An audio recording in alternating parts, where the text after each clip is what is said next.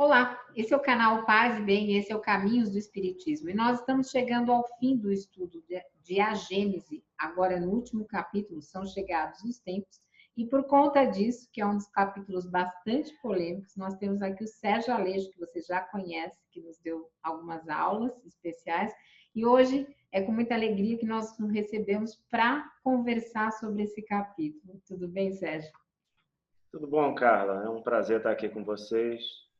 E, bem, não tem nem nada de tão polêmico assim. O capítulo é tão bem apresentado por Kardec, bem distante de muita coisa que a gente tem escutado aí. E talvez por isso que você tenha tocado no assunto polêmica, né?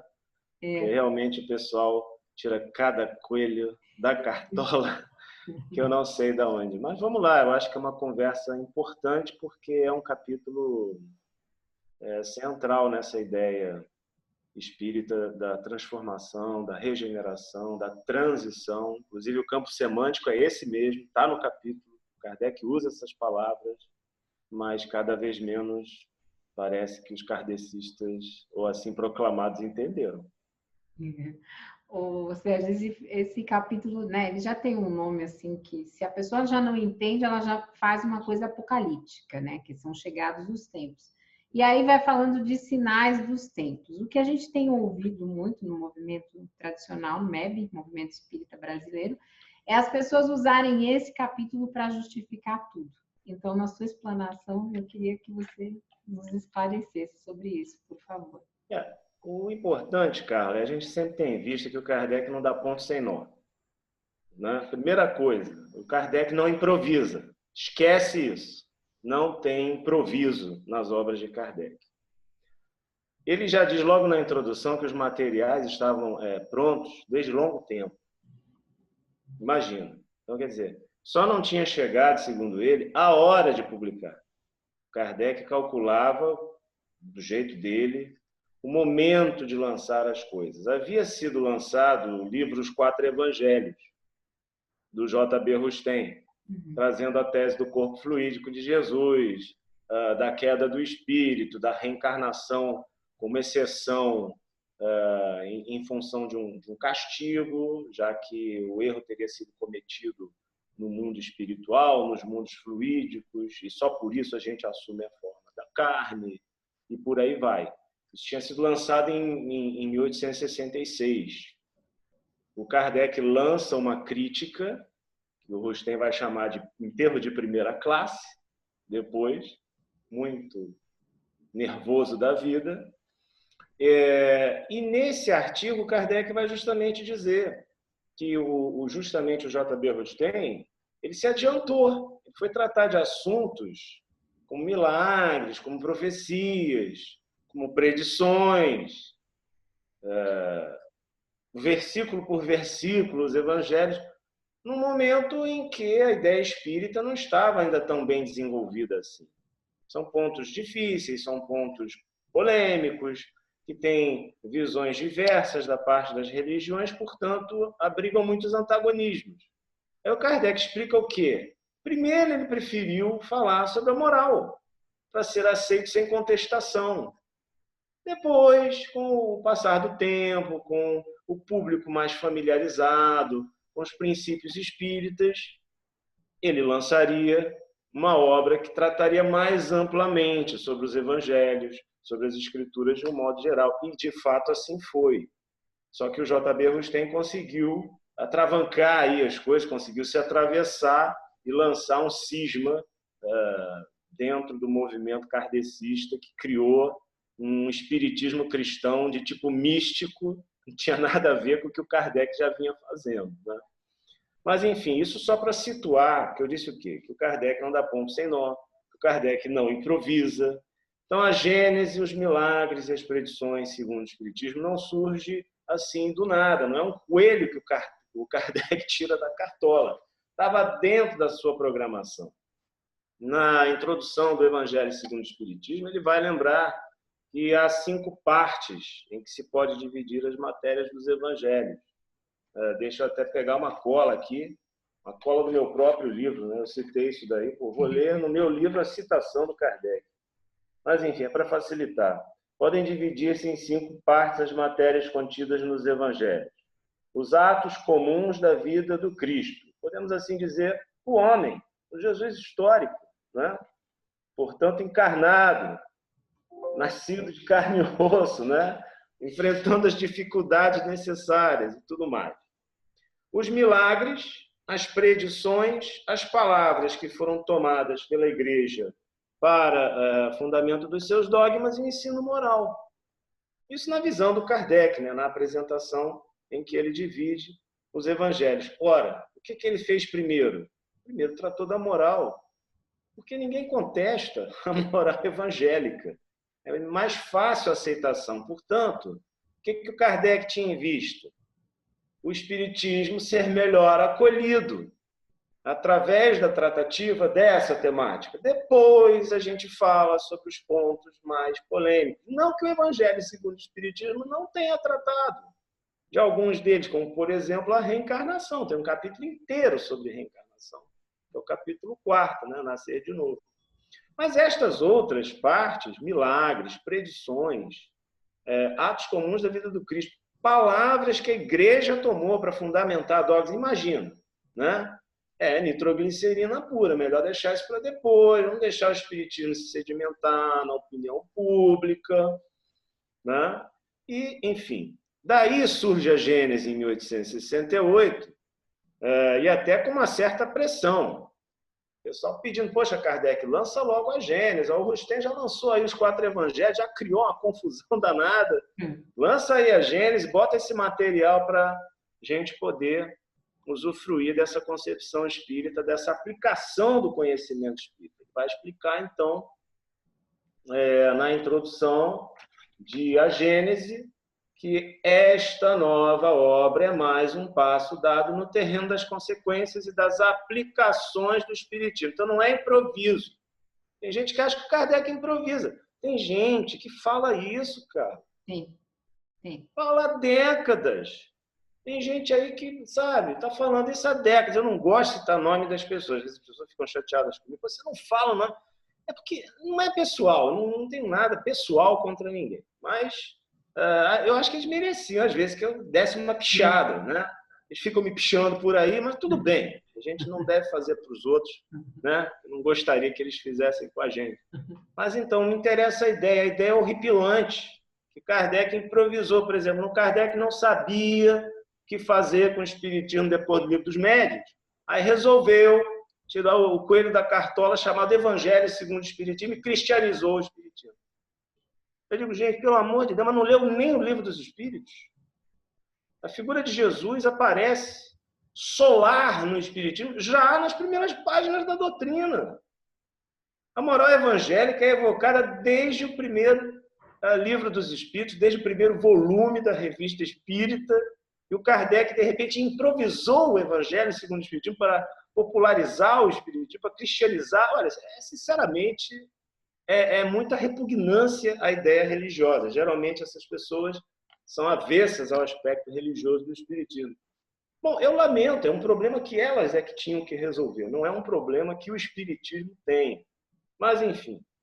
Então, Kardec diz que é consequência e aplicação do próprio Espiritismo, e conforme seu título indica, tem esta obra por objeto o estudo dos 3 pontos até agora diversamente interpretados e comentados. Ou seja, ele aqui vai se referir ao que ele tinha dito na introdução do Evangelho segundo o Espiritismo. Não tem improviso, está tudo direitinho, ele sabe o que está fazendo. Quais são os 3 pontos? Até agora diversamente interpretados e comentados. A Gênese, os milagres e as predições, em suas relações com as novas leis que decorrem da observação dos fenômenos espíritas. Então, é um campo de aplicação do conhecimento espírita. Claro, veja, o Kardec não vai constituir dogmática. Tudo é uma construção, tudo é hipotético também. Isso pode ser visto, revisto, analisado, trabalhado por uma mente crítica. Eu, aliás, sou uma pessoa excessivamente crítica muitas vezes, mas é o que eu costumo dizer. A minha crítica ela não existe para suicidar o espiritismo. Não vou ser eu que vou fazer isso. Eu prefiro me suicidar antes do que trabalhar para suicidar uma coisa como o espiritismo, com o meu exercício, ficar brincando de exercer a minha criticidade para tirar das pessoas uma coisa extraordinária como a doutrina espírita, com aquilo que ela oferece. Ela pode, sim, ser pensada, repensada, se remodelar, se ajustar aos avanços, enfim, ao progresso. O Kardec deixou isso muito claro, os espíritos querem também isso, porque há uma questão de limitação na própria fala, aí é uma questão que a gente pode debater, né, num outro dia, a questão da própria comunicação mediúnica. Os médios têm as suas limitações, os espíritos mesmo não têm a função de trazer o que excede o limite da nossa própria época. Então, às vezes, as pessoas cobram também do espiritismo, dos médiuns, dos espíritos, que, na verdade, o Kardec nunca disse que é a função deles fazer. É uma cobrança injusta também. Então, enfim, essas questões vão aí aparecendo nas redes, eu olho aquilo, às vezes me dá um cansaço. Que quem já leu o Kardec, já estudou o Kardec, já venceu essas problemáticas, sabe? Isso já está respondido. Lê lá o Livro dos Médiuns, lê lá a Gênesis, lê lá o Céu e Inferno, lê o que é Espiritismo. Já está respondido, mas o pessoal ainda fica ali naquela, né? E problemas ancestralmente resolvidos ainda sendo levantados como uma limitação, um erro de Kardec. Oh, meu Deus, e agora? Acabou o Espiritismo, acabei com o Espiritismo. Não acabou nada, você só não leu direito o que tem lá para você entender. Só uma coisa, mostra o livro que você está lendo aí para a gente. O livro é esse aqui, é O Espiritismo perante a Bíblia. Que é o que está esgotado? Onde eu dimensiono essa relação justamente do Espiritismo com as Escrituras. É esse que então, eu acabo citando, lógico, também esse programa da Gênese. Esse livro deve ter por aí, eu não sei, eu não tenho muita informação. Eu acho que esse não anda esgotado, não. É possível conseguir. Eu acho que esse está esgotado.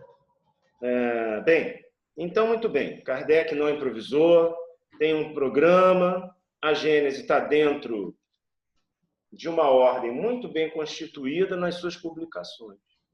Ora, antes do capítulo 18, que é o nosso tema, os tempos são chegados em duas partes aqui, sinais dos tempos e a nova geração, o que o Kardec comenta?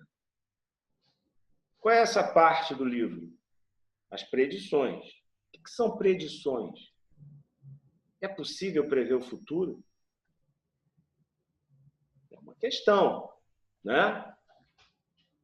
Há muitos fenômenos relacionados que evidenciam essa pré-cognição, essa capacidade de... né? Ele põe sobre a pré-ciência, né? Ele põe... Exatamente, ele vai inaugurar justamente essa parte com a teoria da pré-ciência. Para quê? Para tentar fundamentar a possibilidade real, como faculdade do espírito, de superar tempo e espaço e, portanto, ter acesso ao que seria o futuro.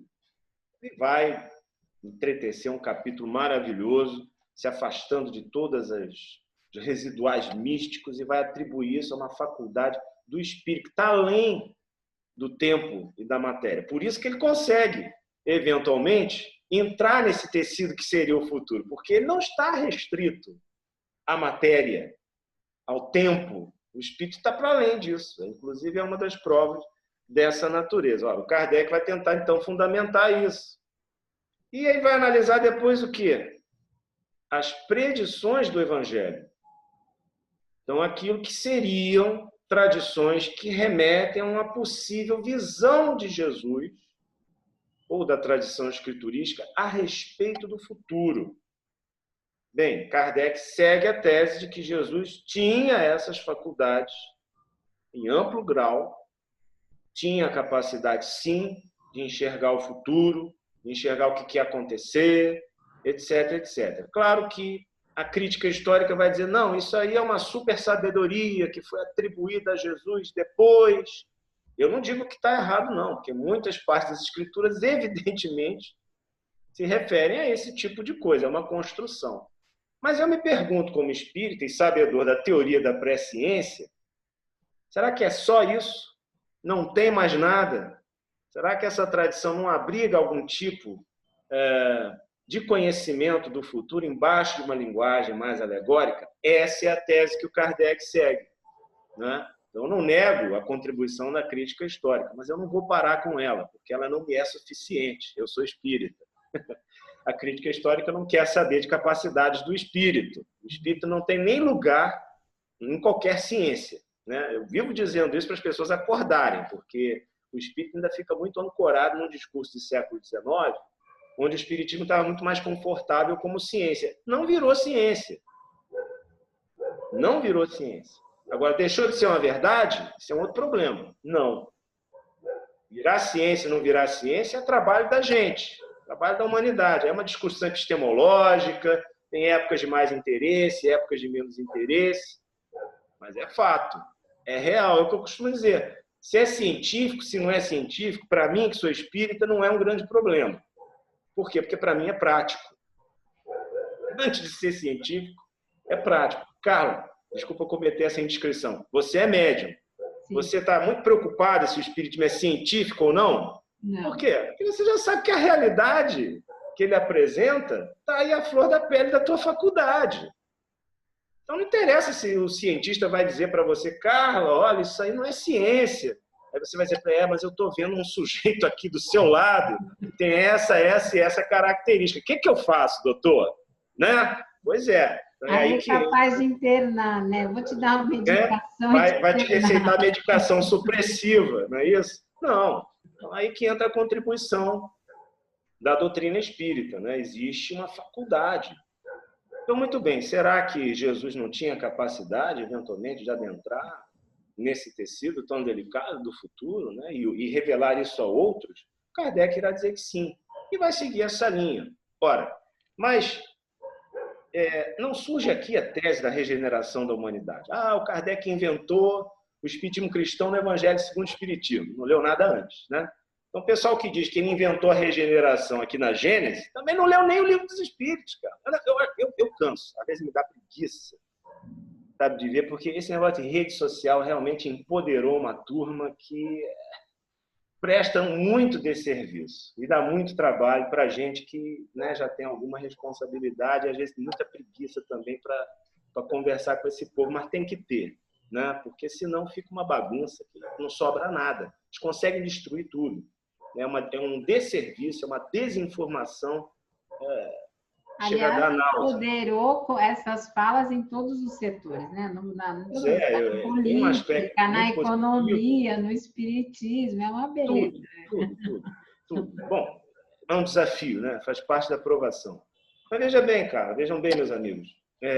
O Livro dos Espíritos, questões 916, questão 927, questão 1019. Só para citar essas três. Está tudo lá. Na questão 916 e na questão 627, os Espíritos falam sobre o reinado do bem que Jesus anunciou e que eles, Espíritos, estão incumbidos de preparar. Então, eles assumem esse lugar de fala, está na moda, né? De agentes da própria profecia. Eles se apresentam, portanto, como cumprimento de profecia. Jesus anunciou, a gente está aqui para cumprir esse reinado do bem que ele anunciou. A gente está preparando isso, a gente está ajudando vocês, porque esse reinado do bem é o quê, cara? Aí entra na matéria do capítulo 18 de A Gênese.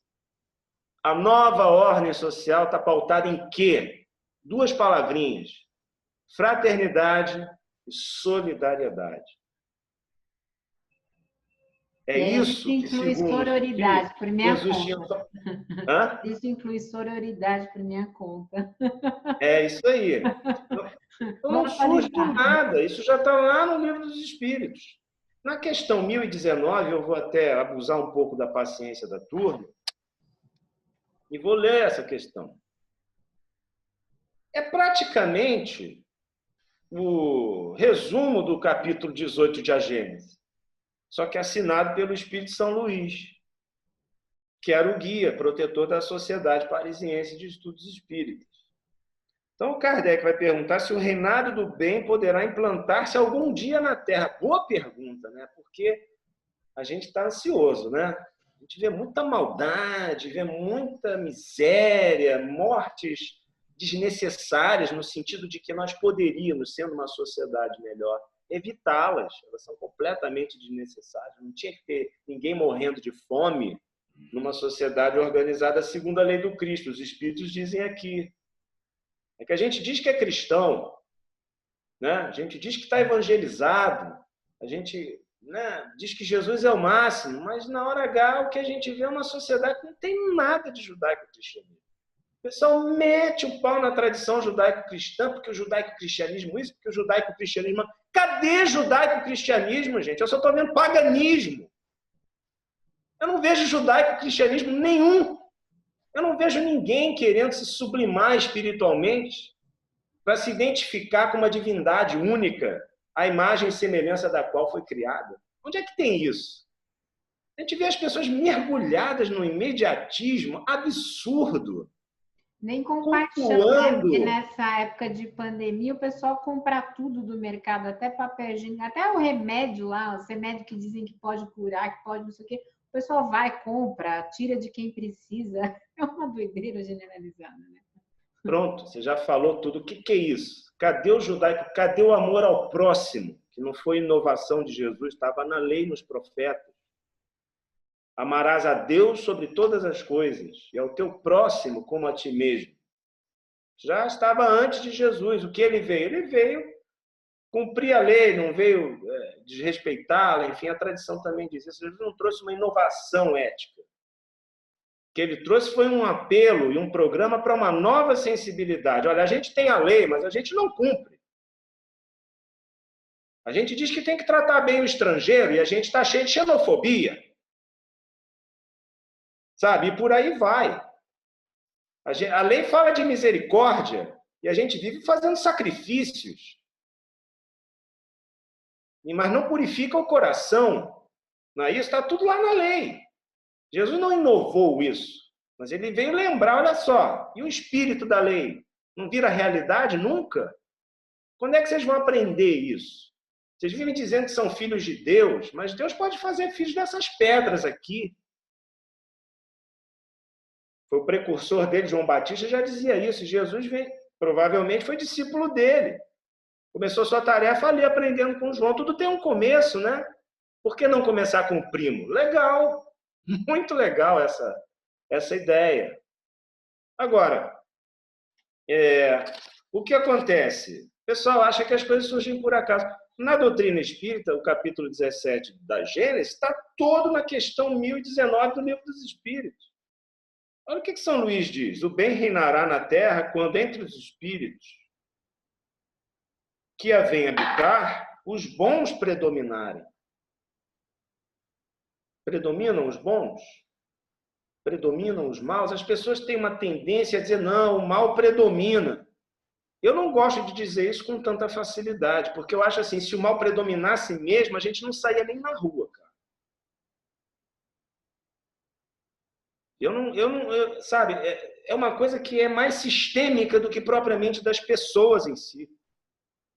Ah, não, tem muita gente má no mundo. Tem. Mas você sai na rua, tem alguém pulando no teu pescoço? Tem alguém necessariamente te roubando? Acontece, mas é pontual. Ah, o pobre, porque é pobre, pega numa arma, vai se revoltar, vai matar os ricos. Acontece isso? Não acontece. Então, assim, eu não gosto de dizer que o mundo é um lugar horroroso, que só tem coisa ruim. Eu acho que se fosse ruim mesmo, a gente não conseguia sair à rua. Ah, Sérgio, mas já que sair à rua tá... Eu sei, gente, tá difícil, mas a gente sai. Eu já saí milhões de vezes, estou aqui falando com vocês, né? Já vi algumas coisas ruins acontecendo. Já aconteceram com outras pessoas, mas olha só, se fosse na proporção que as pessoas dizem, num grau assim de pessimismo deprê horroroso, eu acho que a gente ainda estaria na Idade Média, gente. Acho que era muito pior, né? Enfim, podem dizer que eu estou falando bobagem, mas é a impressão que eu tenho. A gente não saía nem na rua, se fosse o que essas pessoas dizem. Se fosse tão ruim, não tinha um monte de gente não saía nem na rua, quarentena, né? Parece que a gente é um bando de bicho, não é assim. Claro, nós temos ainda muitos vícios arraigados, orgulho, egoísmo, muita violência, mas também tem os mecanismos de contenção, né? Ainda tem um superego funcionando aí. Bom, quando os bons predominarem, Enfim, fiz aí um breve comentário. Farão que aí reinem o amor e a justiça. Aí sim, aí a coisa tem que ser mais profunda, né? Amor, sim. Mas é interessante, olha o campo semântico da doutrina espírita, cara. Justiça. Essa palavra é uma demanda, praticamente. Justiça. Kardec está falando aqui, no capítulo 17 e 18 de A Gênese, que a nova ordem social é fraterna e solidária. Aí cá para nós, tem lugar para capitalismo, para neoliberalismo com essas palavras de ordem? Não tem. E olha o que a gente está vivendo aí. O fracasso, a decrepitude completa desse sistema econômico. A necessidade agora de socorro do governo, né? A necessidade do governo. Extremamente. Isso eu costumo dizer, é o egoísmo e o orgulho erigido em sistema mundo. É isso que é o capitalismo. Por isso eu sou socialista, nós somos de esquerda e tal, mas também a gente quer um socialismo que as pessoas pactuem, né? Nada imposto resolve. Nada forçado goela abaixo, ninguém quer isso. Né? O que a gente quer é que as pessoas compreendam, comprem a ideia e, por absoluta necessidade evolutiva, a executem. Até porque, se a gente não fizer isso, a espécie estará comprometida. Essa é a realidade. A nossa espécie, não é a natureza. As pessoas dizem, a natureza vai acabar. Gente, a natureza não vai acabar. Ela está aí há bilhões de anos, vai continuar. O que acabam são as nossas condições de sobrevivência como espécie. E por culpa de quem? Única, exclusivamente, nossa, olha só, que vergonha, cara. Isso é uma vergonha perante as leis sábias. Nós somos o único ser que consegue se autodestruir em conjunto. Não é possível, né? Então tem que aprender, tem que avançar. Bom, o Espiritismo está nesse calibre. É pelo progresso moral e pela prática das leis de Deus que o homem atrairá para a terra os bons espíritos e dela afastará os maus. Estes, porém, só deixarão quando o homem tiver banido daí o orgulho e o egoísmo. Então, não, vamos mudar o sistema por fora. Tem que mudar muita coisa, com certeza. Mas olha, contar um segredinho. Se a gente não mudar por dentro, volta tudo de novo. Tá? Contar só esse segredinho para vocês, que elas podem mudar tudo na marra, sem mudar as pessoas. Não adianta. Não é tão simples assim. O meio é determinante, mas nós também fazemos o meio, não só somos determinados por ele. Não adianta você colocar numa casa toda arrumadinha um cara semi-neandertal, sem noção nenhuma para viver na civilização. Então você prepara uma civilização, uma sociedade toda extraordinária para um sujeito que não merece aquilo, ele não tem qualidade para viver aquilo. Esse é um questionamento sério que deveria ser levado muito a sério. Né? As pessoas também têm que se transformar. A gente quer o socialismo? Quer. Quer uma sociedade compartilhada? Quer. Mas todo mundo tem que querer também. Senão vai ser o quê? A imposição de um grupo a outro? Também não dá certo. Não vai resolver. É autoritarismo. Né? Bom, aproximai-vos do momento em que se dará... Vejam o campo semântico. Né? Desculpa aí o calibre de professor de português, né? Da transformação da humanidade. Olha aqui. Aproximai-vos do momento em que se dará a transformação da humanidade. Transformação que foi predita.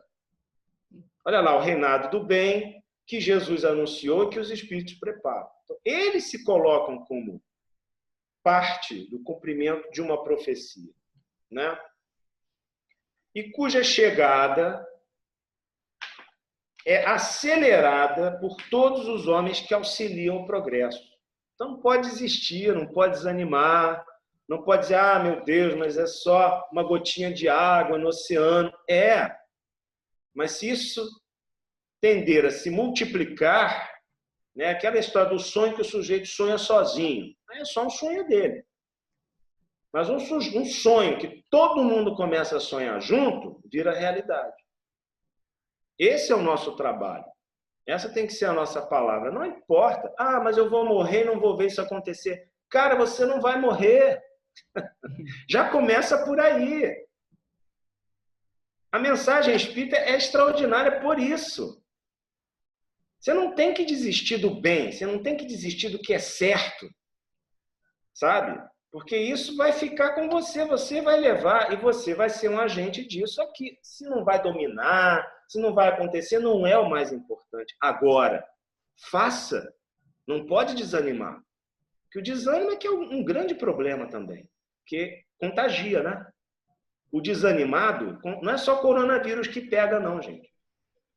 O vírus do pessimismo, o vírus da incredulidade, tá? Da depressão, da falta de amor, é muito pior do que o coronavírus. Posso te garantir. O coronavírus pode matar o teu corpo. Esses dias, mas a falta de amor vai paralisar a tua alma. É pior. E, na verdade, o corpo, olha, a gente troca de corpo como quem troca de roupa. Lamento informar para quem fica muito chocado, mas é porque eu sou espírita. A realidade é essa.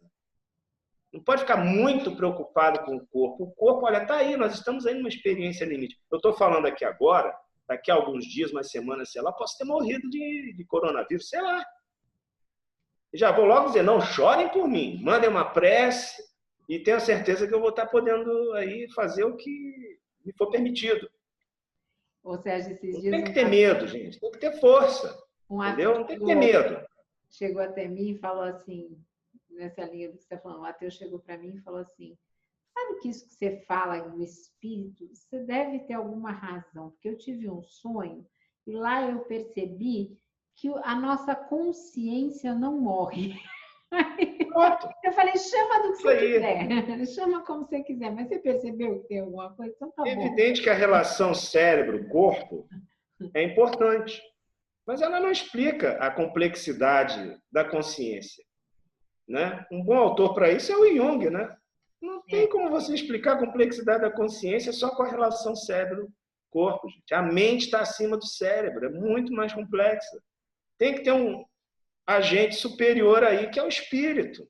É isso que a gente chama de espírito sem medo nenhum. Bem, então olha aí, transformação da humanidade. Quem está falando é São Luís, está lá no Livro dos Espíritos. É a primeira obra da doutrina espírita. Ela se verificará por meio da encarnação de espíritos melhores que constituirão na Terra uma, atenção, geração nova. Está lá no Livro dos Espíritos. Estou falando que não tem coelho na cartola, não tem improviso. O pessoal não acredita. Tem que ler para mostrar que não tem improviso. Ele vai desenvolvendo as temáticas, vai agregando novos elementos. É assim que Kardec fazia. Está lá no Livro dos Espíritos. Olha aqui, ó, transformação da humanidade, geração nova. Então os espíritos dos maus, que a morte vai ceifando dia a dia, e todos os que tentam deter a marcha das coisas, daí serão excluídos. Quem tenta deter a marcha das coisas é quem é contra o SUS, quem é contra a solidariedade, quem é contra os valores morais, da fraternidade, da igualdade entre as criaturas perante Deus e na existência. Todos temos os mesmos direitos sociais, como diz a doutrina espírita. Não tem ninguém um mais do que o outro, não existe isso. Amor, já estudaram a filologia da palavra amor? Não há maior ausência de quem seja maior. Todo mundo. Isso é amor. Para haver amor, tem que ser igual. Senão, não tem amor. Por que Jesus disse que não veio ser servido, veio servir? Pensem nisso. Ele lavou os pés dos discípulos. Por quê? Gente, a mensagem...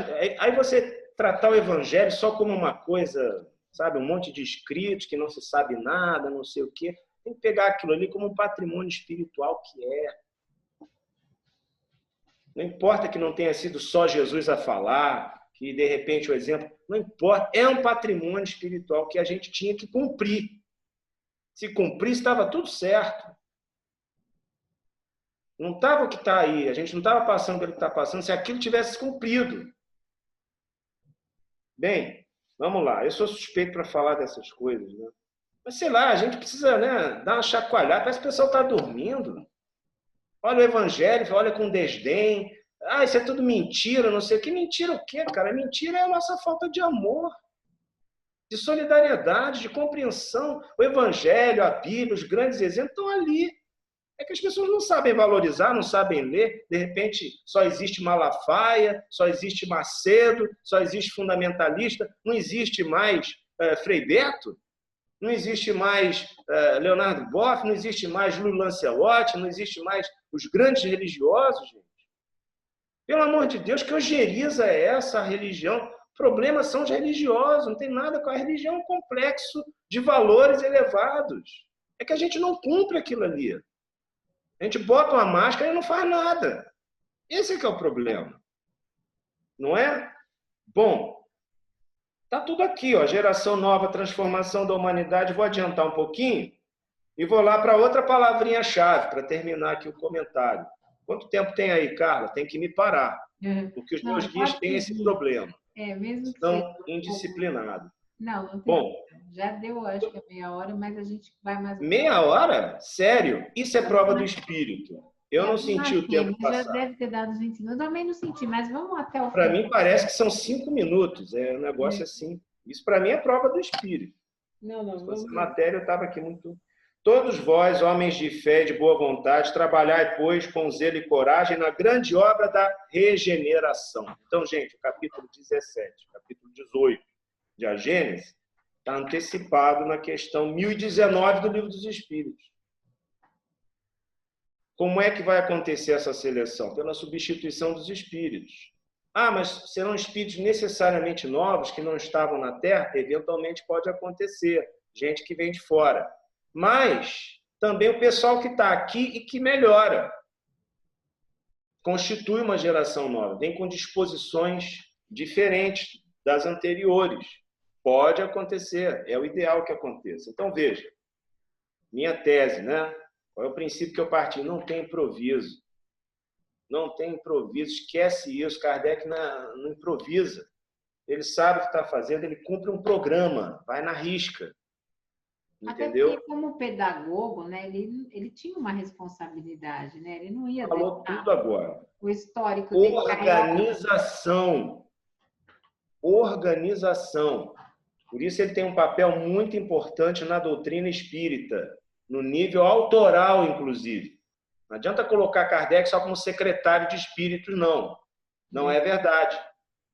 O Kardec, na verdade, organizou, eu costumo brincar exagerando, mas é para chocar mesmo, uma grande bagunça. Vejam o que acontece hoje. O que é uma livraria espírita? O que são as prateleiras numa livraria que vendem livros espíritas? Para olhar. Olha lá. Preste atenção no que está ali. Agora imagina, se não tivesse Kardec, como é que era? Qual ia ser teu critério? Tu ia pensar o que sobre aquilo ali? Quando não tinha Kardec era assim. Um monte de comunicação, espírito falando para cá e para lá. E daí? O que se tira disso? Quem deu corpo para isso? Por isso que ele chamou espiritismo filosófico. Vamos depreender agora aqui as lições. O que interessa disso aqui? Ficou uma turma só querendo comprovar o comprovado. Será que é espírito? Será que não é espírito? Será que é espírito? Será que não é espírito? Kardec é espírito. Vamos ouvir o que eles têm para dizer? Olha, isso foi um salto quântico na coisa. Porque o cara ficou ali, é espírito, não é espírito, é espírito, não é espírito, ficou naquela. Ficou uma turma que ficou assim, será que é espírito? Será que não é espírito? Será que é... O cara disse, olha, é espírito, está na cara que é espírito. Vamos ouvir? Vamos ouvir o que eles têm para dizer? Pronto, aí surgiu a doutrina espírita. Organizada. Ali ele começou um critério, colocou um método. Tem a ver com o quê? Com o nosso próprio futuro, porque os espíritos somos nós. A gente desencarna, vira isso, gente. Fica sem o corpo, é só. Acabou. Não tem mistério. E se fosse só isso, já estava muito bom. Imagina, vencer a morte não é legal? Semeado o corpo animal, ressuscita o corpo espiritual. Já seria sensacional. Mas a doutrina espírita vai além. Bota a turma para falar, fala de consequências morais, fala da importância de como a gente vive aqui para poder estar bem ou mal do lado de lá. Porque é só isso que conta. Você executa o bem, você faz para o outro o que você gostaria que o outro fizesse para você, porque essa é a ética suprema. E o Espiritismo comprova isso. A turma que está bem, a turma que está numa boa, é a turma que fez isso. Quem saiu por aí fazendo para os outros que não gostaria que fosse feito para você, não está bem. Está mal. Tem conflito de consciência, tem sofrimento, vê diante de si cenas horrorosas que são produtos da sua perturbação mental. Quer maior inferno do que esse? E não é nada físico, gente. Está tudo no interior da consciência do espírito, porque ela não morre. Esse é o problema. Você não se livra da sua própria consciência, não tem como, porque ela não é destrutível. Você tem que se resolver com ela. Não tem jeito. Então não adianta terminar com a vida, caminho falso, você não vai resolver seu problema. Não. Não faça isso. Às vezes tudo parece sem solução, tudo parece sem significado, tudo é cinza, tudo é horroroso, tudo é triste. Espera só um pouquinho. Daqui a 2 minutos já está totalmente diferente. Olha, já passei por isso, viu? Estou falando por mim também. Porque a gente tem oscilações de humor. Às vezes a gente está muito bem, às vezes a gente está muito mal. Espera só um pouco. Isso me lembrou aquele filme do Frank Capra, A Felicidade Não Se Compra, que o cara verdade. Tá todo ferrado e vai. Aí. Valorizar essa experiência ótima, gente, para a evolução do nosso espírito. Então, o que é o capítulo de A Gênese? Podemos dizer, desenvolvimento da questão 1019 do Livro dos Espíritos. Nada mais do que isso, né? E também, claro, desenvolvendo aí o conceito de que há, sim, uma providência. O Kardec irá se situar entre 2 flancos. É um ponto de equilíbrio. Ele vai dizer aqui no começo do capítulo. Quais são esses flancos, esses extremos dos quais o espiritismo, a filosofia espírita se afasta? O primeiro, a incredulidade. Negação da providência, negação da inteligência divina, negação do sentido da vida. Isso é muito mal, gente, isso só faz mal. É muito bom para você trabalhar a intelectualidade, a criticidade, olha, mas não tira Deus de dentro de você, não, porque fica chato pra caramba. Não tira uma noção de espiritualidade que seja de dentro de você, não. Você pode nem dar o nome de Deus, se você não quiser. Dê o nome de todo, de integração com o universo, sei lá, vai ver um programa da Discovery, ver o universo como é bonito, sei lá. É o espanto, como dizia Platão, mas se encha de alguma coisa, cara. Não fica no vazio, porque senão é complicado. Isso te esmaga. É pior do que buraco negro. Entendeu? Então, a incredulidade, cuidado com isso. Qual é o outro flanco que o Kardec quer que os espiritismo se afaste? O misticismo.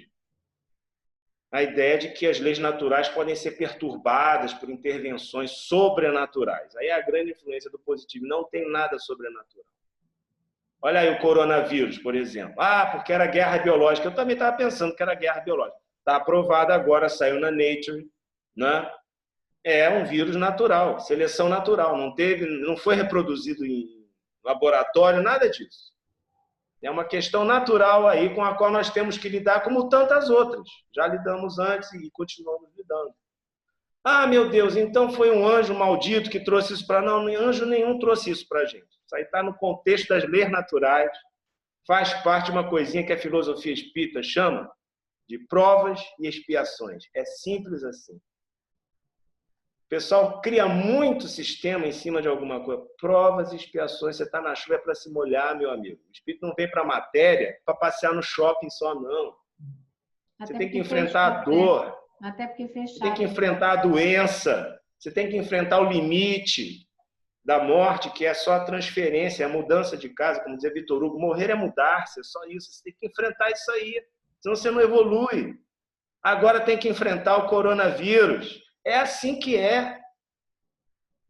Entendeu? E não fica inventando história, dando capa mística para isso, que não precisa. O Kardec não deu esse exemplo.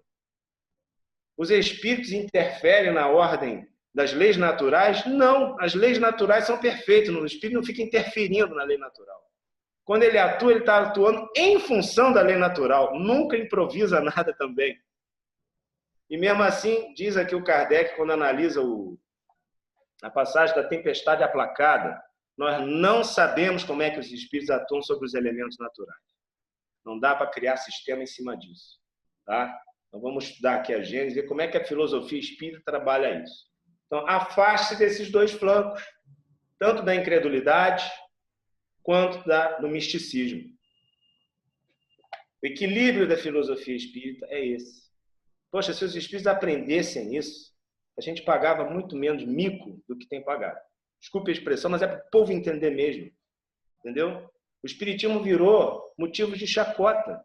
Kardec diz aqui no capítulo também, existe um espiritismo que é ridículo. E nós temos que opor a esse espiritismo ridículo, que foi inventado pela crítica, que para o Kardec não existe espiritismo ridículo. O espiritismo não tem nada de ridículo. Temos que opor a esse espiritismo o que ele chamou de espiritismo filosófico, que pensa com a ordem natural das coisas, que insere a ação espiritual na ordem natural das coisas, mas que não vai dar a essa ação contornos abusivos, gente. Como do tipo, esse vírus foi um anjo que trouxe. Gente, isso aí é surreal. Não tem sentido. Nunca a doutrina espírita disse que um espírito atua na natureza dessa forma. Não precisa disso. A sabedoria das leis divinas está além disso. Mas vai nos atingir. Olha aí que dificuldade. Sim, prova e expiação. Para algumas pessoas, será provação. Pura e simplesmente. Eu digo assim, num caso de morte, por exemplo, né? Para outras, será expiação.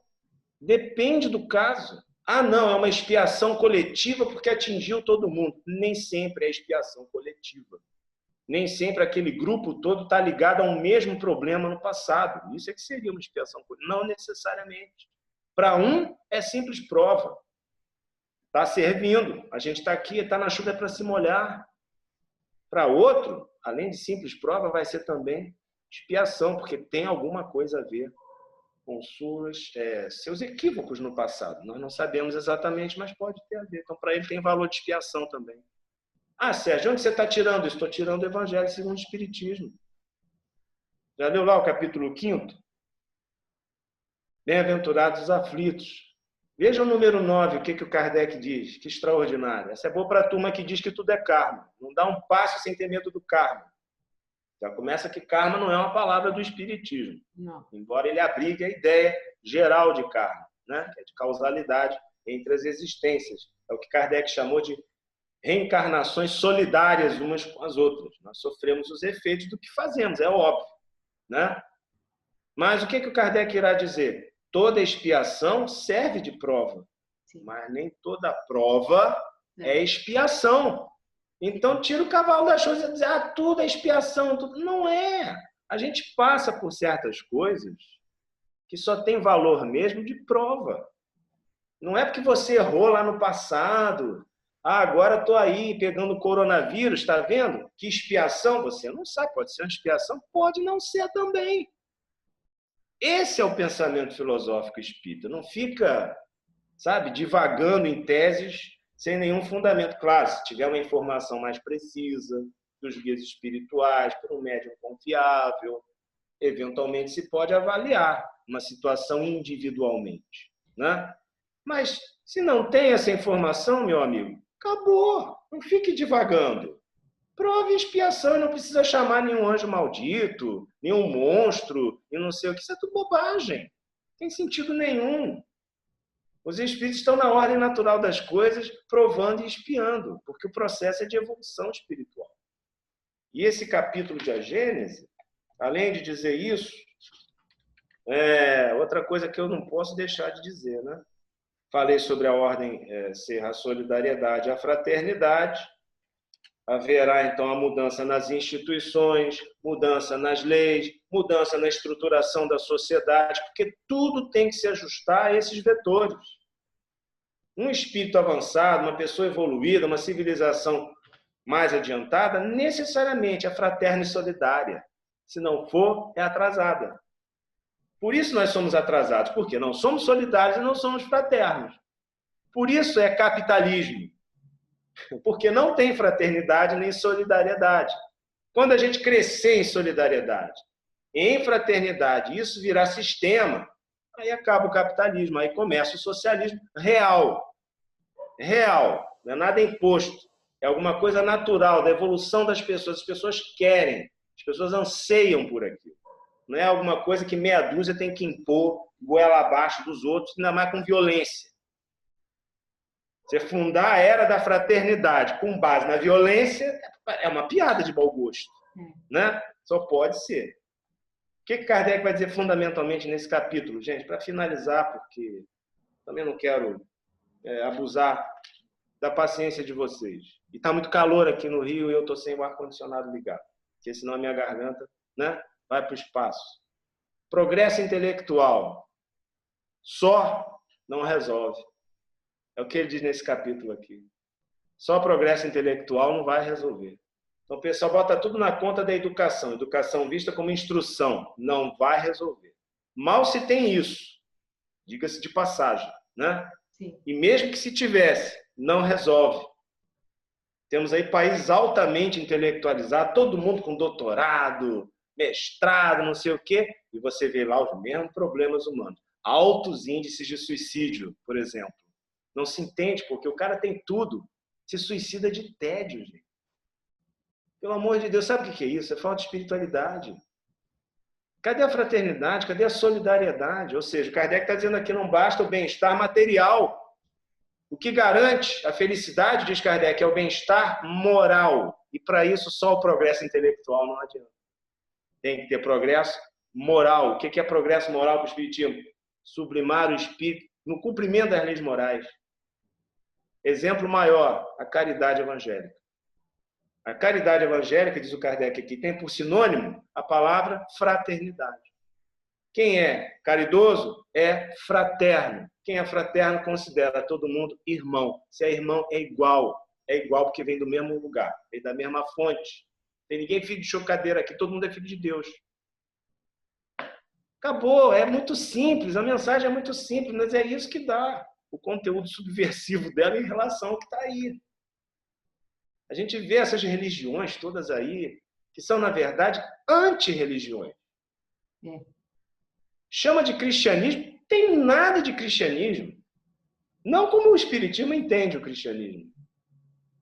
E dizer a vocês, olha, no número 56, o pessoal acha que a Federação Espírita Brasileira inventou o cristianismo redivivo, né? Eu sou um crítico da Federação, todo mundo sabe disso, porque optou pelo Espiritismo cristão do Rustem. Sim. Todo esse conteúdo místico, não o Espiritismo cristão do Kardec, que é desse aqui que a gente está falando, né? Então a Federação tem esse vício. Mas, do outro lado, tem uma outra instituição também, que é a Confederação Espírita Pan-Americana, que é o Espiritismo laico. Outra distorção. Eu me lembro que há 25 anos eu escrevi um artigo, nessa época mesmo, está fazendo 25 anos. Eu estou ficando velho, né, nessa história. Aí eu escrevi assim, nem cepa nem febre, queremos Kardec. Primeira grande briga que eu comprei, né? Claro, as instituições são plurais, evidente, tem gente maravilhosa na FEB, tem gente maravilhosa na CEPA, mas eu estou falando do projeto ideológico, né? O que dirige estatutariamente essas instituições, distorções de Allan Kardec, foge ao equilíbrio conceitual de Kardec. Essa que é a realidade. Não precisa laicizar o Espiritismo para ele virar. Ele não está preso necessariamente ao Evangelho de Jesus. Kardec não prendeu o Espiritismo necessariamente à mensagem de Jesus. Mas, sem dúvida, que o Espiritismo codificado por Kardec surge, não só espiritualmente, como estruturalmente, socialmente, vinculado ao Evangelho de Jesus. Mas isso não quer dizer desprezo a Buda, a Krishna, a Maomé, a Lao Tse, essa turma toda, não. Porque o Kardec estuda muito bem lá a história do Espiritismo na Antiguidade. É uma questão de a gente dimensionar até onde vai o significado da palavra Espiritismo. E o Kardec deixou janela e porta aberta, escancarada para tudo. É uma questão de entendimento. Não precisa fazer guerra por causa disso. Recrudescer para o misticismo, recrudescer para o lado. Não. Segue o equilíbrio conceitual de Kardec, gente. É perfeito. Perfeito. Então, o que ele vai dizer aqui? No número 56 do capítulo 17, antes do 18. Ele fala sobre as predições do Evangelho e notem, ele diz aqui que há um embate entre as ideias progressistas e as ideias retrógradas. Essa é a essência do processo de regeneração. Há um embate entre o progresso que está chegando e aqueles que são retrógrados e querem segurar. Gente, em linhas gerais, progressistas e conservadores. Sim. E isso espiritualmente também. Está aqui na gênese do Kardec. O que você quer mais, cara? É muito conforto. Só não vê quem não quer.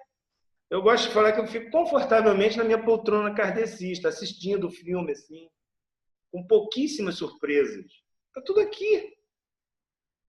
O pessoal fica procurando. Não, olha que essa literatura, aquela outra. Gente, espiritualmente, na apresentação kardeciana da doutrina, tem tudo que você precisa. É que a gente não lê nada. As pessoas não leem Kardec. Cara, isso é uma realidade. O sujeito leu o romance, não sei das quantas, não sei de quando, mas ele não leu a Gênese. Ah, porque é difícil, porque está falando da uranografia geral, que não sei o quê. Então vai logo para a parte final, pronto. Ou lê o primeiro capítulo, pula. Aquela parte da ciência da época, do século XIX, aí atacam o Kardec também. Ah, isso já era, está ultrapassado. Está ultrapassado, mas isso não é da doutrina espírita, isso é a parte da ciência. Se ultrapassa mesmo. Normal. Qual é o problema? Você sabe que até trabalhar este livro em vídeo é difícil. É uma coisa que as pessoas não assistem tanto quanto os outros livros, porque justamente isso, acham que está ultrapassado, é velho, não, precisa atualizar, Kardec. Mas se você não olhar o que ele deixou, como é que você vai atualizar alguma coisa, meu Deus? Claro que a gente atualiza, é evidente que tudo tem que ser atualizado. Agora, É aquilo que está dentro do borboleta, né? Fica voando. Exato. Claro que tem que atualizar, é evidente, mas atualizar não é suicidar o espiritismo, não. As pessoas confundem um pouco as coisas. Tá? E o que é atualizar? Atualizar aquele cômputo que já não tem mais guarida na ciência atual. Né? Então, o Kardec apresenta aqui um capítulo, uranografia geral, fala sobre astronomia. Claro que está ultrapassado, não tem mais nada a ver. O que se sabe hoje sobre o universo é muito mais. Mas e daí? Em que isso atingiu o espiritismo em si? Porque o que o espiritismo revela no seu núcleo rígido, vamos dizer assim, é eterno, não vai mudar. É Deus, é a imortalidade da alma, a reencarnação, a mediunidade, a pluralidade dos mundos habitados. Isso muda? Isso não muda. Muda a apresentação dessas ideias. E é claro, para constituir um conhecimento razoável, com alguma margem de segurança sobre isso, a partir de comunicações espirituais, aí a gente precisa de Kardec. Mais do que atual. Ah, mas tem falhas, não sei o quê. Por mais falhas que haja, supondo que assim seja, ainda é o que há de melhor. Fizeram nada melhor. O que é de melhor? Acreditar cega e acriticamente num livro porque é mediúnico? Isso é melhor? O que aconteceu depois de Kardec? Escritores e médiuns, isolados, ninguém coordenou nada. E a isso se chama de experiência mediúnica. Sim, mas se eu não coordenar isso com os ensinamentos de Kardec, te garanto, vai dar confusão. Só dá confusão. Só dá confusão. Então, o que ele vai dizer aqui no capítulo 17, número 56? Esse embate das ideias progressistas com as ideias retrógradas. É a primeira característica do processo de regeneração. Em segundo lugar, a difusão do evangelho, vejam bem, restaurado em sua pureza primitiva. Quem está dizendo é Kardec. O pessoal vem depois e estraga, mas está tudo aqui. Não confundir evangelho restaurado em sua pureza primitiva com o evangelho redivivo que agora a federação está inventando aí. O evangelho restaurado na sua pureza primitiva é essa essência do ensinamento de Jesus. Está feito. Não tem mais nada para fazer nisso aí, é cumprir. Aí vem um e fala mais do mesmo, fala mais, vai estragando, só estragam. Só conseguem estragar. Eu sou dessa teoria. Ah, é muito radical isso. Tá, alguém tem que ser. Só conseguem estragar. Vai lá na codificação espírita, meu Deus do céu, vai na revista espírita. Vai ver que belezas de... Olha o Evangelho segundo o Espiritismo, as mensagens que ele enfeixa de dezenas de espíritos. Se você gosta de espírito, pô, tem um monte de espíritos nas obras de Kardec, só que eles estão coordenados, comentados. Você compara as mensagens. São vários, de diversas características. Você exerce o discernimento. Você não vai ser guinchado pela paixão por um único espírito. Não vai revisar o seu espiritismo a partir de um único espírito, como eu já ouvi algumas pessoas dizendo. Revisaram todo o seu espiritismo a partir de um único espírito. Não vou nem citar nome para não melindrar ninguém. Eu digo, mas como é que pode isso, gente? Acreditar num único ser por um único médium? Isso aí é revisar o espiritismo? Que espiritismo essa pessoa entendeu? Pelo menos do ponto de vista kardecístico. Lamento. E, em terceiro lugar, o reinado do bem, então, acontece. Será da paz e da fraternidade universal. Mas não sem luta. Vai haver uma luta. Sim. Há uma luta. É isso que a gente está enfrentando. Sim. Detalhe, não há uma única data posta no capítulo. Nas revistas espíritas, há espíritos falando sobre o século XX, que vai ser uma maravilha, etc, etc. Eu pergunto, isso virou princípio da doutrina espírita? Não virou. Está lá como mensagem na revista espírita, para ser avaliado, para ser comentado. Kardec vai falar sobre o tema. Coloca aqui no capítulo 18 de A Gênese. Ele está falando sobre o século XX? Está dizendo, como Emmanuel, que é o século XX, que vai efetuar a divisão do imenso rebanho? Está marcando data?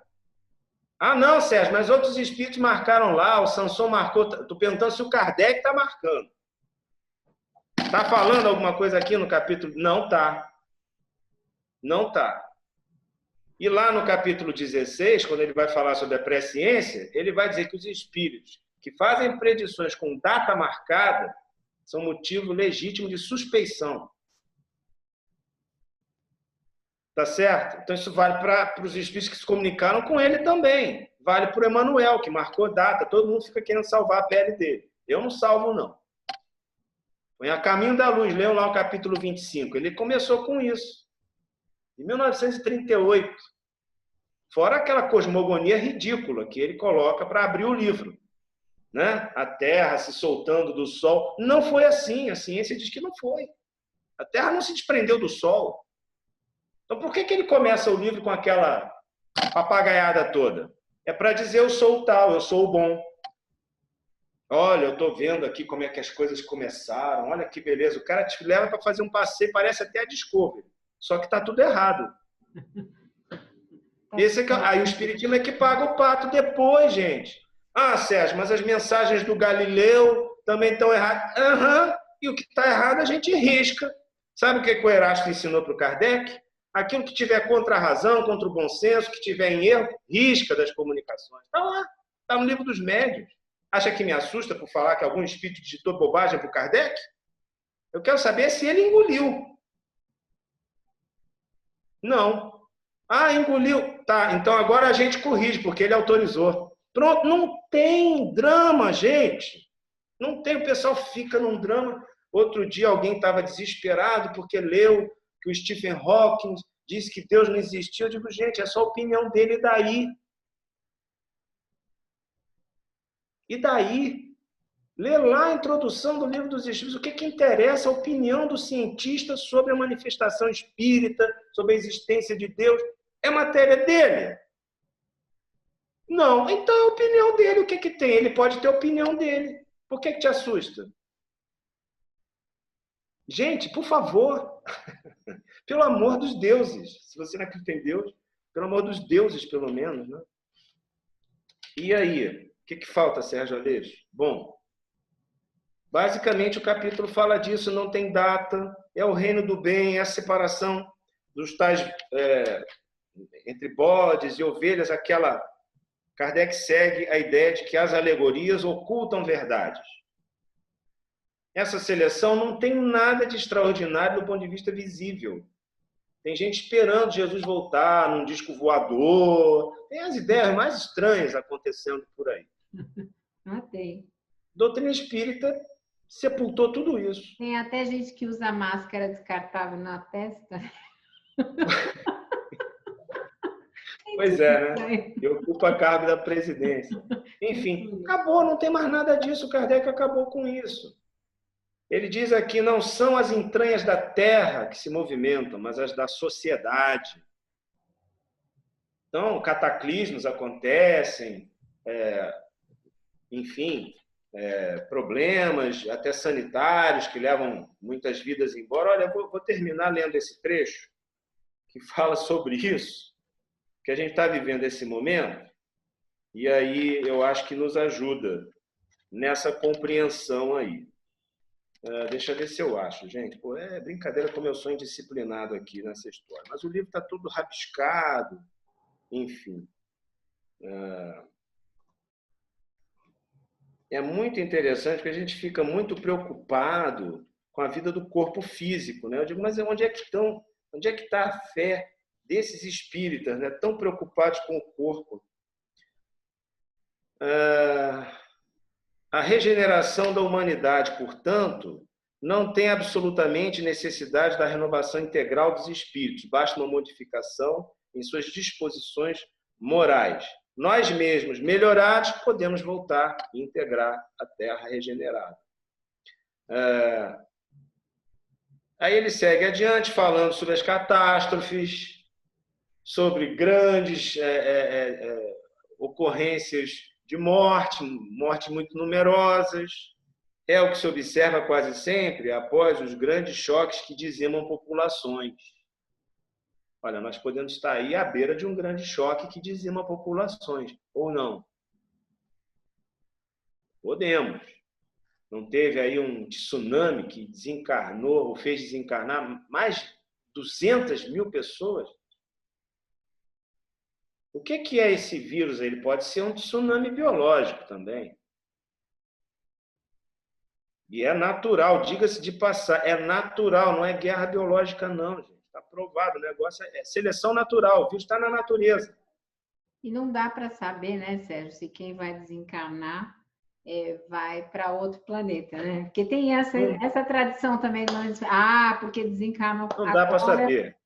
Não volta mais para a Terra, o que a gente mais... O importante é a gente estar melhor. O importante é a gente estar melhor. Isso é que é importante.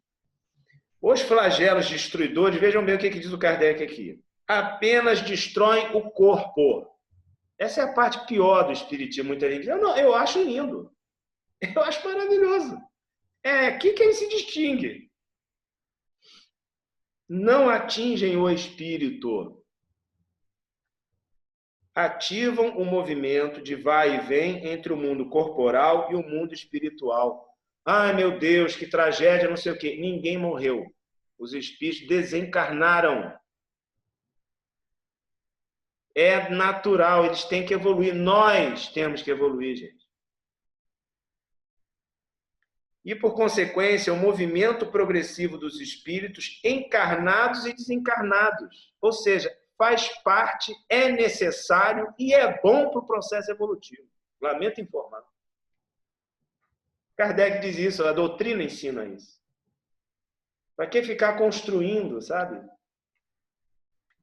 É de se notar que em todas as épocas da história, as grandes crises sociais foram seguidas de uma era de progresso.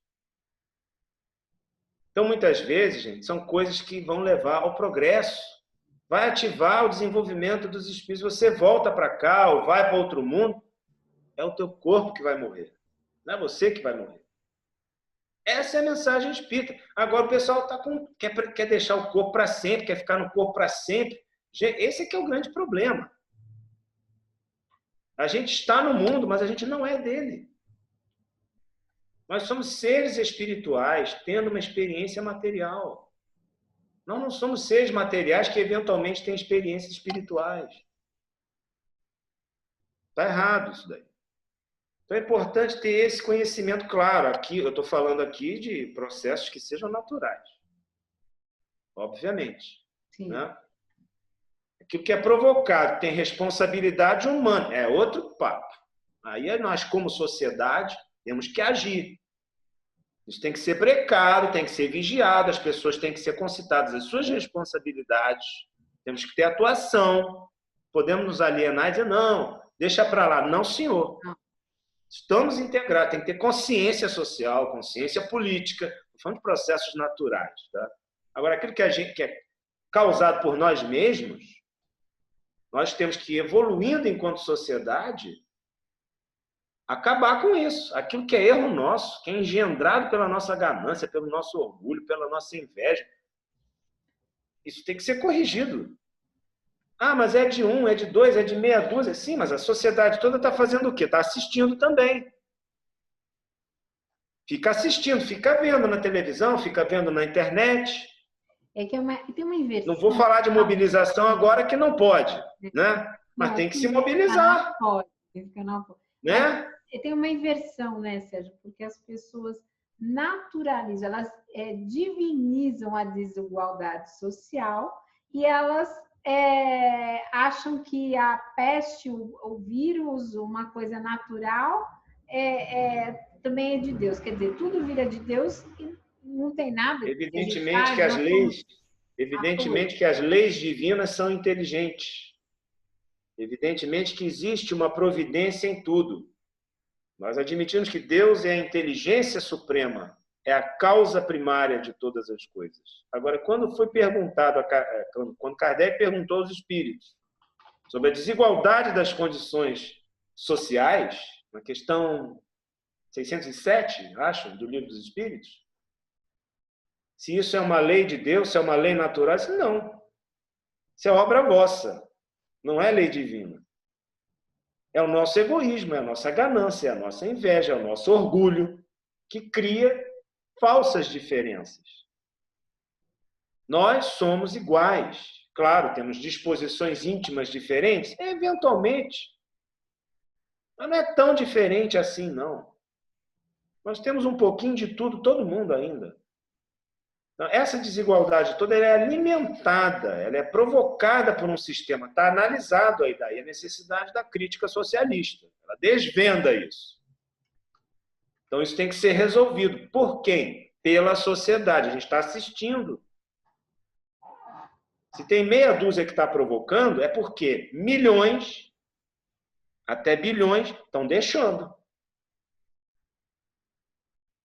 Nós temos mais força. Por que não muda? Porque a gente não se une. O dia que a gente for fraterno verdadeiramente, for solidário verdadeiramente, a festa dessa gente acaba. E não precisa violência, não. O que precisa é a turma está pensando igual. Para a linha de produção todinha. Eu quero ver como é que fica. Vai ser uma beleza. Ou muda ou para tudo. Pronto. Mas tem que pensar todo mundo igual. Tem que estar pensando todo mundo junto. Agora, cada um só pensa no seu próprio umbigo. Aí, essa turma leva vantagem. Então, é crescer consciência, crescer unidade, crescer solidariedade, crescer fraternidade, crescer processo de mobilização para alteração da realidade. Isso sim. E não precisa de violência para nada disso, não. Precisa de inteligência e coração. Está todo mundo sentindo igual. Aí eu quero ver, acaba a festa dessa turma. Nós somos milhões, somos bilhões. O que eles vão fazer? Você sabe que a gente não pensa igual. Cada um está olhando para o próprio umbigo. Você sabe que essa pandemia... É só isso, é simples assim. Essa pandemia é uma oportunidade. Eu criei meio que um motim aqui no meu prédio, porque eu falei para a síndica, eu falei, dispensa os funcionários. Ué, e como é que faz? Cada um leva o seu lixo lá fora, cada um abre o portão. Aí quando vem entregar, não tem entrega, só tem entrega se ligar no celular da pessoa. Ô, gente, eu conheço pessoas que não lavam um prato, gente. Não lavam um prato, acumula o prato na pia para a empregada lavar quando ela vier, não sei o que. Gente, lave seu prato, pelo amor de Deus. Né? O sujeito é socialista e não lava nem as cuecas. Pelo amor de Deus, né? Fica reproduzindo as relações de servidão. Aí é fácil ser socialista, né? Não, tem que mudar os nossos hábitos, se adaptar a uma nova forma de viver. É por isso que a coisa está assim. Agora, quando a gente começar a sentir isso de verdade, vai mudar, gente, porque eu sou otimista nesse sentido. Porque não tem outro caminho. Agora é a chance. É uma boa chance, é um bom processo de reflexão, sem dúvida. Quem foi solidário deixou os funcionários em casa e está se virando. Entendeu? Isso aí, Média, é o certo. então a gente se vira. Certo, né? Vai lá fazer as coisas e vamos que vamos, né? Nem que demore mais. A sociedade tem que mudar. Essa sociedade do jeito que está tudo errado, cara. Não dá certo, não sustenta, o resultado está aí. E a gente está prestes realmente a dar um novo passo. Agora, é como o Kardec está dizendo aqui, é uma luta. Isso é com luta. As ideias, a sociedade, é assim. Ele não está defendendo violência nenhuma, não. É um processo natural. Não precisa de implicar em violência nenhuma. Legal. As pessoas precisam se conscientizar e precisam se mobilizar e precisam se unir. Todo mundo querendo a mesma coisa, o que eles vão fazer? Não tem o que fazer. É porque a gente quer cada um uma coisa, cada um olhando só para si. Aí, meu amigo, não adianta. Bom, Não resolve. agora acho que a gente vai ter que encerrar, acho que a gente já atingiu já foi. Então é isso, os tempos são chegados. Está aí. Não vê quem não quer. E a doutrina espírita é muito confortável nesse processo aí. Leva a mal, não. Não vendo, não troco, não alugo. Às vezes o pessoal me pergunta, eu vou morrer kardecista, meu amigo.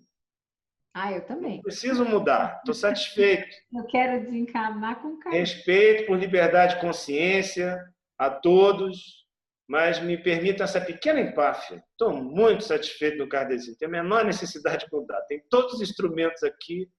Eu tenho muita responsabilidade, porque o que vai me ser cobrado não quero nem ver. Eu tenho uma audácia. Eu falo que quando eu desencarnar, no primeiro momento que eu tiver consciência do lado de lá, eu vou chamar Kardec. Não sei o que vai acontecer. Não chamar não, ele já está aqui vendo o nosso papo. Eu vou falar, sempre... Kardec, cadê você? Quero falar com você. Está por aqui, ele não está longe não, essa ideia de que está longe. Não tem isso, e as faculdades deles, mesmo que eles estejam longe, as faculdades que eles possuem, vencem essa distância. Lembra dessa mensagem? Tete a tete lá. Entre os anjos guardiães, né? Estamos iguais. Agora vamos lá. Não precisa ficar. O pessoal acha que para exercer a função de espírito protetor tem que ser encosto. Não precisa, não. Eles estão muito longe, mas com a faculdade que eles possuem, fazem coisas que a gente nem imagina. Fazem. Transformações. Então, tá bom. Gente, então esse foi um Caminhos do Espiritismo. O Espiritismo foi um pouco mais longo, porque é o final, o fechamento desse livro. E nós tivemos o Sérgio, que aqui nos deu essa alegria imensa, né? Essa conversa tão legal, tão cheia de valores de amor, né? Foi de amor. Foi minha, cara. A alegria toda minha. Então, é isso. Então, se vocês gostaram, se vocês puderem, curtam, compartilhem e não acreditem que é tudo determinado, né? A gente pode escolher.